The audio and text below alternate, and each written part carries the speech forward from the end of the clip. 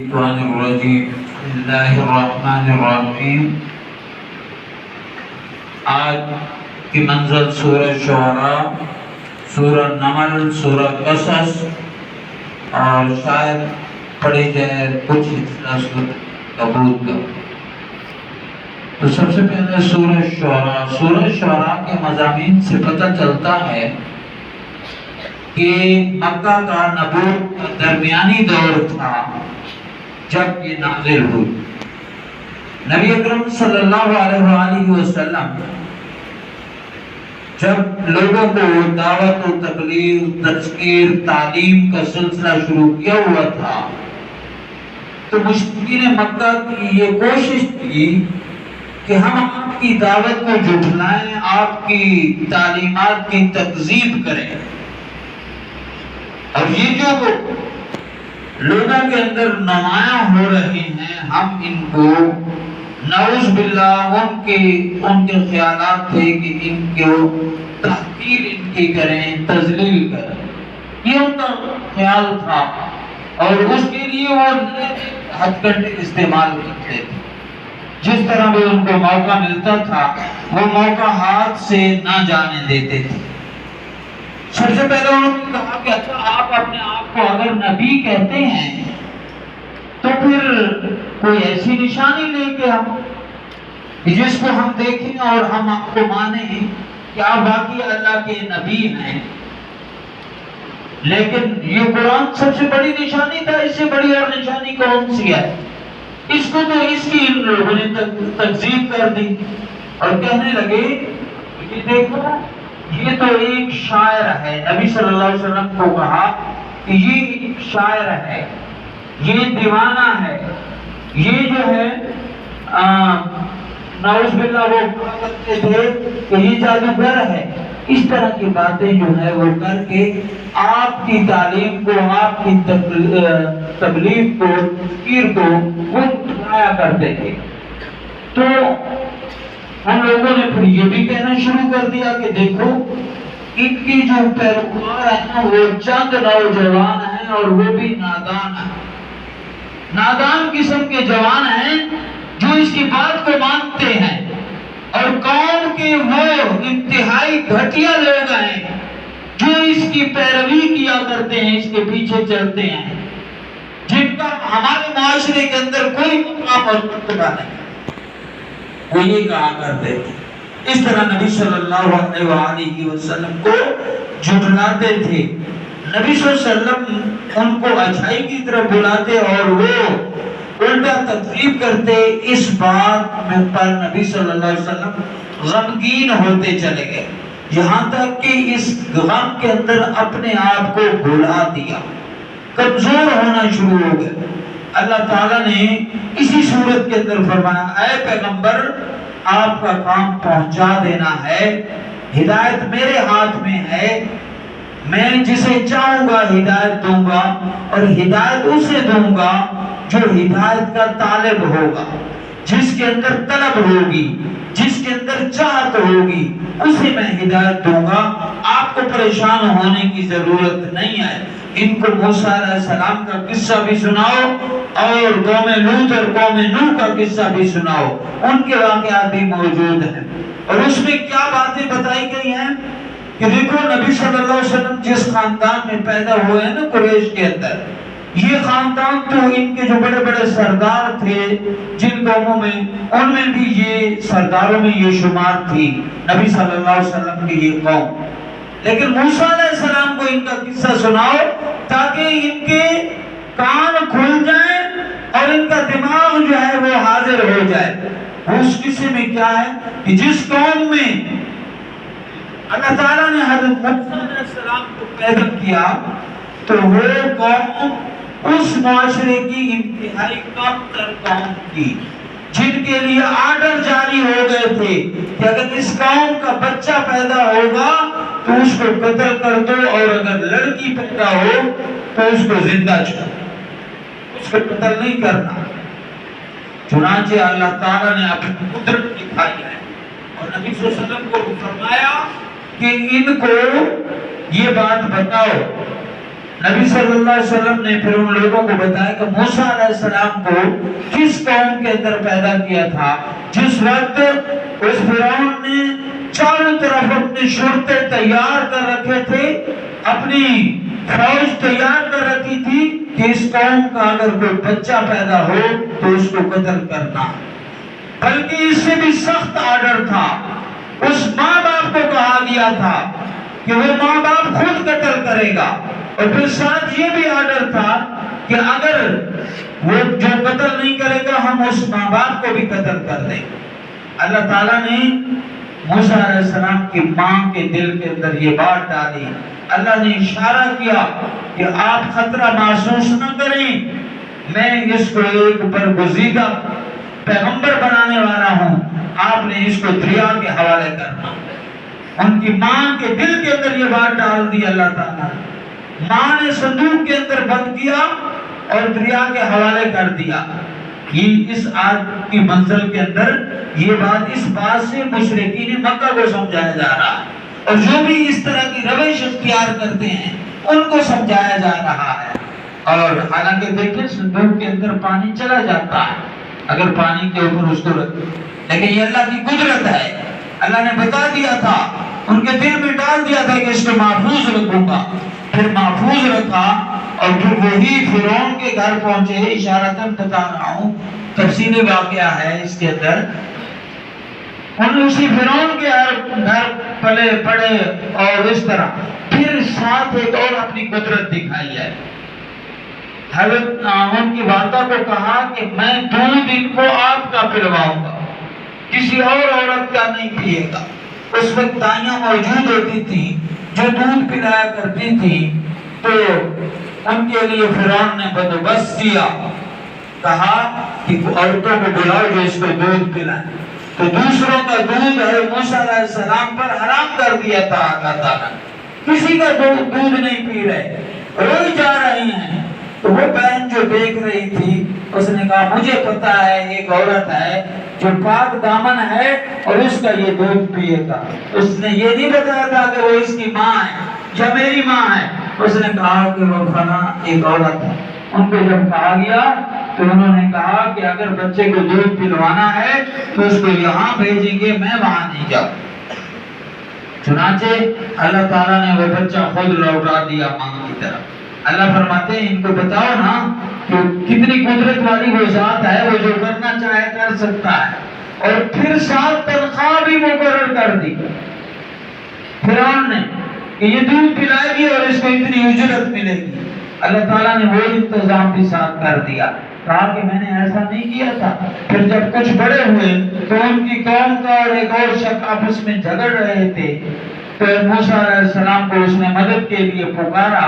جب پکارا تو اپنی قوم کے شخص کی مدد کی اور اس شخص کو ایک گھونسا مارا، قرآن کے اندر موجود ہے یہ بات، تو وہ بندہ مر گیا۔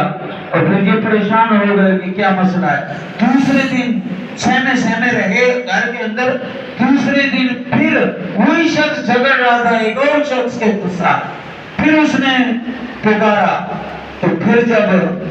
موسیٰ علیہ السلام اس کی مدد کے لیے گئے تو اس شخص نے آگے سے کہا کہ یہ جو کچھ کرتا رہے آپ اس کا تعاون کرتے رہیں گے، اس لیے کہ یہ تیری قوم کا شخص ہے۔ پھر ایک شہر کے دوسرے کنارے سے ایک شخص جلدی سے آیا اور اس نے آ کر موسیٰ علیہ السلام کو کہا کہ اللہ کے بندے آپ کے بارے میں قوم کے سردار مشورہ کر رہے ہیں آپ کو قتل کرنے کا، کہ آپ نے ایک قتل کیا ہے، آپ یہاں سے جلدی سے نکل جاؤ۔ پھر موسیٰ علیہ السلام مدین کی طرف نکل گئے، سہمے ہوئے، ڈرے ہوئے، اور وہاں گئے تو اللہ تعالیٰ فرماتے ہیں کہ اس قوم کو بتاؤ کہ میں نے پھر حضرت موسیٰ علیہ السلام کو اسی فرعون کے پاس بھیجا تھا، جس سے حضرت موسیٰ علیہ السلام نے کہا اے اللہ میں نے تو ان کے شخص کو ایک قتل کیا ہوا ہے اور مجھے ڈر ہے کہ وہ مجھے قتل کر دیں گے۔ آج کی منظر میں یہ موجود ہے یہ باتیں کہ مجھے قتل کر دیں گے، میرے بھائی ہارون کو میرے ساتھ بھیجیں۔ پھر ہارون علیہ السلام کو ساتھ بھیجا گیا، پھر دعوت دی موسیٰ علیہ السلام نے فرعون کو، اور پھر فرعون نے قتل کا پروگرام بنایا، اور اس طرح جو ہے پھر اللہ تعالیٰ نے اس فرعون کو، اس طاقتور قوم کو جس کا روب اور دبدبا تھا، اور مشرکین مکہ کو کہا کہ تم تو ان کے مقابلے میں کچھ بھی نہیں ہو، میں نے اس جابر قوم کے مقابلے میں،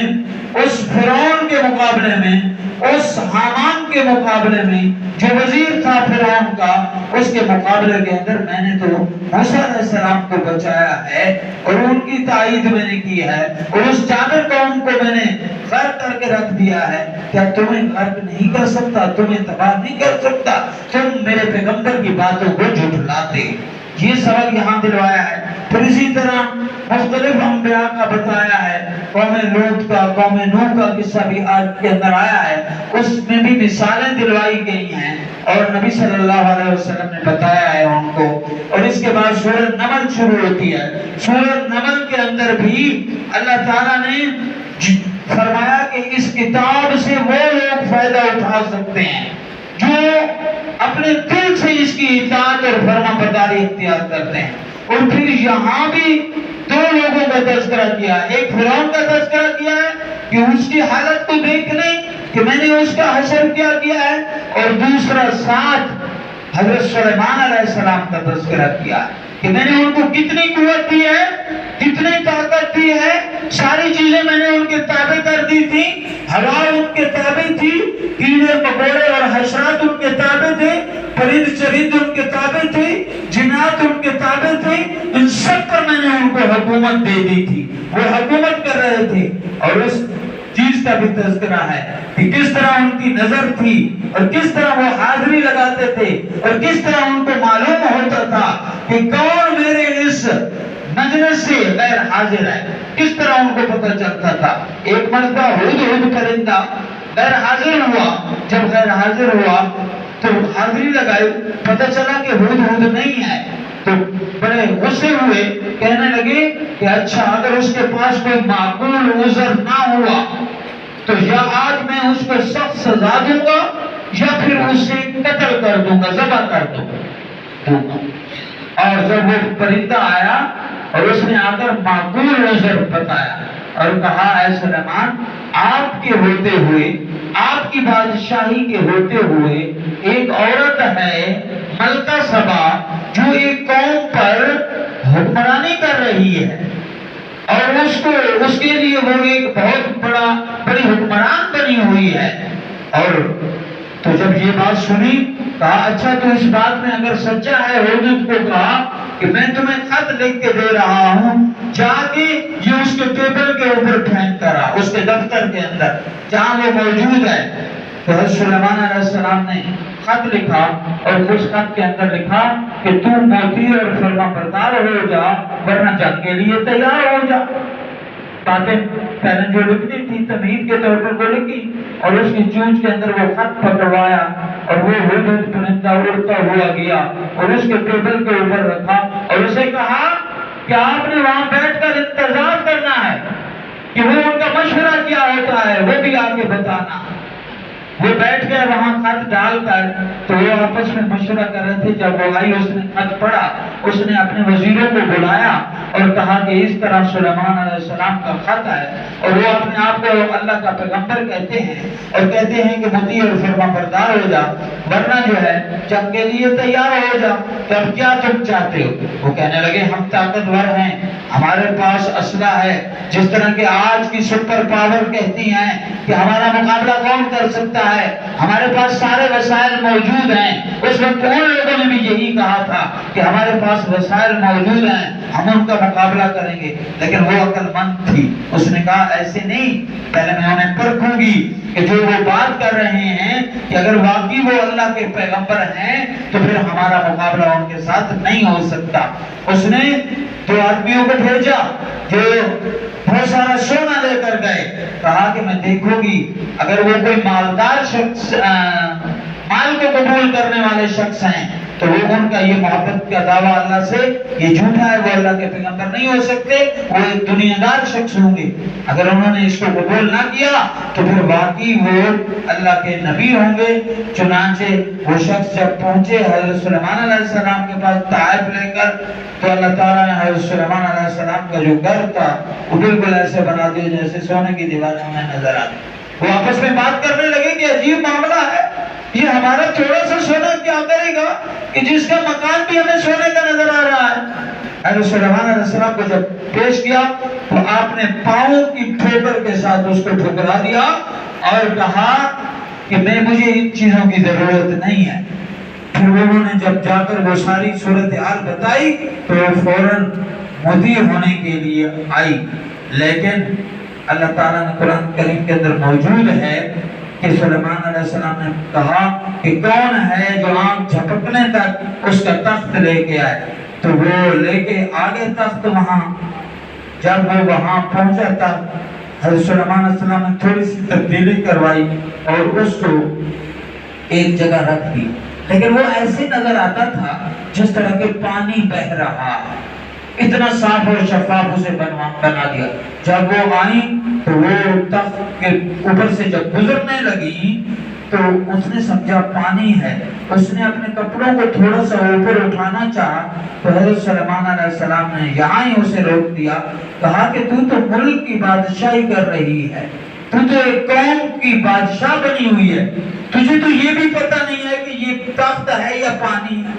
تمہیں تو اتنا بھی پتہ نہیں ہے۔ اور پھر وہ مطیع ہوئی، اور اس طرح حضرت سلیمان علیہ السلام کے بارے میں اللہ تعالیٰ نے بتایا اپنے پیغمبر کو، ان کو بتاؤ کہ اتنے بڑے بڑے بادشاہ گزر گئے ہیں، تم ان کے مقابلے میں کچھ بھی نہیں ہو۔ اور اس کے بعد سورۃ قصص آتی ہے، اور سورۃ قصص کے اندر بھی اللہ تعالیٰ نے حضرت موسیٰ علیہ السلام کی پیدائش کا یہی واقعہ، کیونکہ قصص کا مطلب بھی یہی ہے کہ ترتیب وار ان واقعات کو بیان کیا جائے، قصوں کی صورت میں ان واقعات کو بیان کیا جائے۔ تو اس کے اندر بھی مین جملہ جو ہے وہ وہی واقعات ہیں، وہ قتل والا ہے، شخص کے قتل والا ہے، موسیٰ علیہ السلام کی پیدائش والا ہے، اور اس طرح باقی انبیاء کے بھی واقعات موجود ہیں۔ اللہ رب العزت سے دعا ہے کہ اللہ تعالیٰ ان پر کرم کرنے کی توفیق عطا فرمائے۔